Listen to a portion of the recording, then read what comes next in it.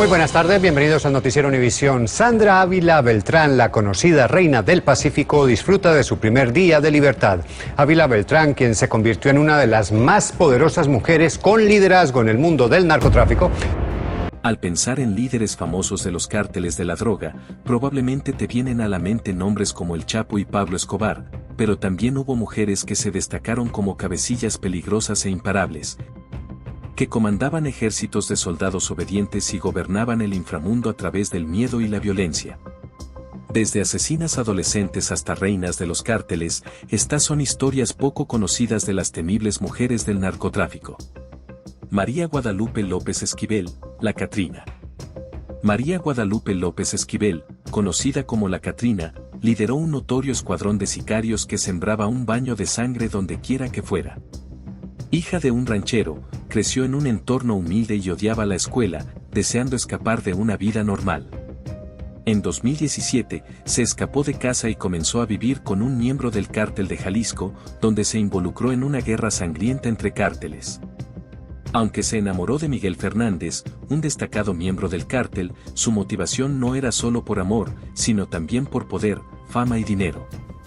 En pocos meses, la Catrina ascendió dentro del cártel y comenzó a ganar grandes sumas de dinero, además de ganar notoriedad en redes sociales. La Catrina se unió a un grupo de sicarias jóvenes que utilizaban su belleza e inocencia para atraer y eliminar a miembros de pandillas rivales. Pronto se convirtió en la líder de su escuadrón, siendo responsable de múltiples asesinatos, extorsiones y secuestros. En octubre de 2017, durante una emboscada a la policía, su escuadrón fue el que atacó, dejando 13 agentes muertos y desatando una guerra abierta. El 10 de enero de 2018, la Guardia Nacional recibió información sobre su ubicación. Tras un violento tiroteo, la Catrina fue herida de muerte y falleció mientras era transportada en helicóptero, a los 21 años. Sandra Ávila Beltrán, la princesa del Cártel del Pacífico. Sandra Ávila Beltrán, apodada la princesa del Cártel del Pacífico, nació en una familia ligada al narcotráfico. Desde pequeña, estuvo expuesta a la brutalidad de este mundo, contando dinero para su padre y siendo testigo de la violencia de los cárteles. Aunque estudió periodismo, su vida nunca se alejó de la criminalidad. A los 21 años, Sandra comenzó una relación con Amado Carrillo Fuentes, jefe del Cártel de Juárez, mientras ascendía dentro de su propio cártel en Sinaloa, supervisando envíos a Estados Unidos. Sus matrimonios con policías convertidos en narcotraficantes terminaron en asesinatos, enseñándole a navegar por el oscuro mundo del crimen.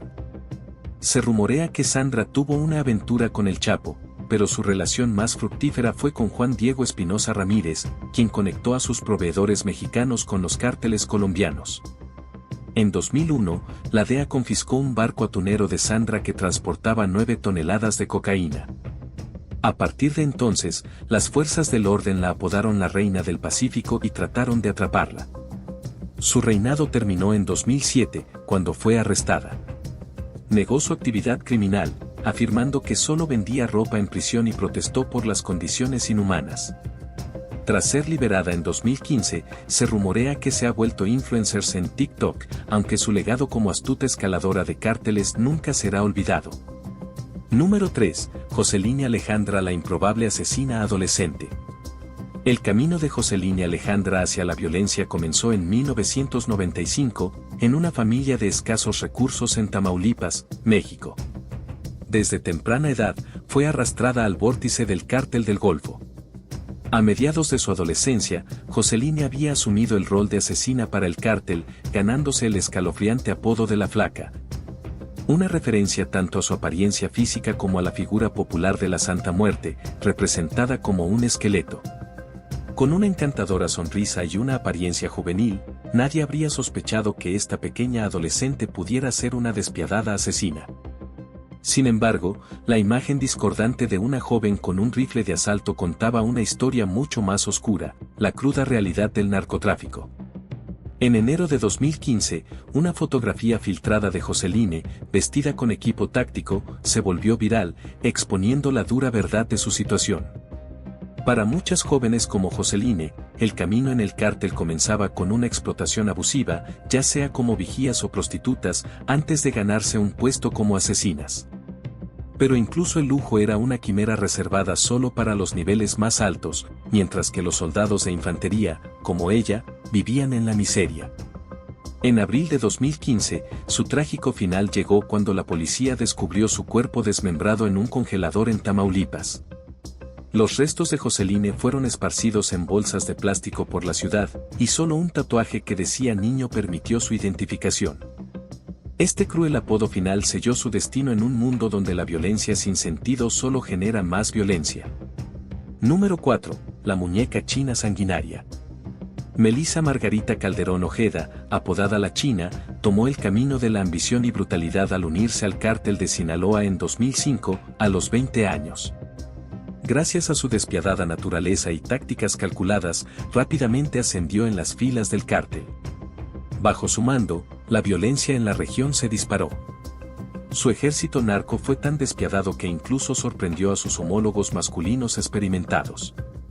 Secuestros, desmembramientos y ejecuciones se volvieron rutinarios bajo su escalofriante liderazgo. La China fue responsable de al menos 178 muertes, lo que la convirtió en una de las figuras más sanguinarias dentro del narcotráfico mexicano. Sin embargo, su reinado empezó a tambalearse en 2014, cuando el líder de su facción ordenó la ejecución de su novio Eric. Lejos de retroceder, la China decidió vengarse, desatando una guerra territorial y dejando un rastro de masacres. Su tiránico control sobre el cártel de Sinaloa terminó en septiembre de 2015, cuando fue arrestada en el aeropuerto de Cabo San Lucas mientras intentaba huir.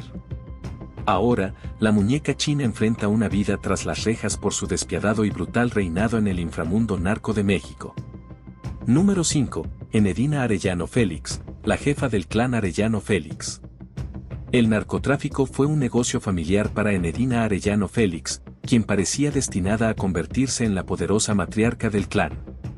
Nacida en 1961 en una familia de traficantes de Sinaloa, Enedina creció rodeada de figuras icónicas del crimen organizado, como su tío, el infame jefe del cártel de Guadalajara, Miguel Ángel Félix Gallardo. Aunque estudió contabilidad, decidió aplicar sus conocimientos financieros al negocio familiar, convirtiéndose en la asesora económica del cártel de Tijuana, dirigido por sus 6 hermanos. En el año 2000, tras la muerte de su hermano Francisco Javier, quien controlaba las finanzas del cártel, Enedina maniobró hábilmente para ocupar su lugar. Poco a poco, superó a sus hermanos varones, consolidando su posición como la líder del clan Arellano Félix. A diferencia de otros líderes violentos, Enedina adoptó un enfoque pragmático y empresarial, prefiriendo las negociaciones y el soborno a la violencia desmedida.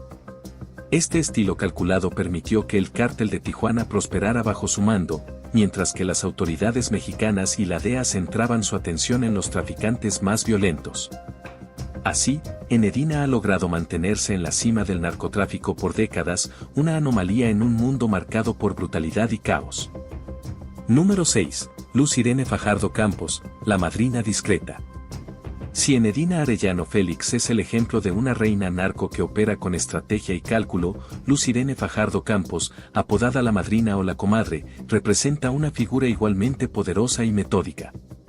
Fajardo Campos lideraba una organización narcotraficante alineada con el cártel de Sinaloa, obteniendo cocaína directamente de proveedores colombianos y supervisando su transporte hacia México y Estados Unidos.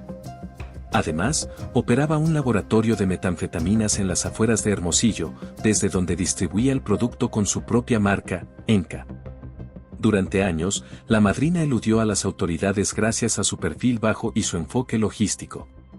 Sin embargo, la violencia del mundo narco no dejó intacto su imperio.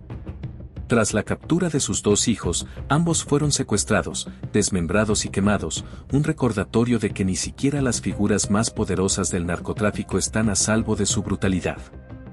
Aunque su estilo de liderazgo era más refinado que el de otros capos violentos, Fajardo Campos no pudo escapar del destino de muchos en este mundo.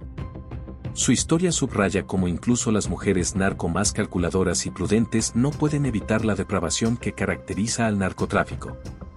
Número 7. Mónica Weiss Robles, voz de los que no tienen voz. Mientras algunas mujeres ascendían en el mundo del narcotráfico a través de la violencia, otras, como Mónica Weiss Robles, dedicaron su vida a la defensa de los derechos humanos y a exponer las injusticias a través de sus voces.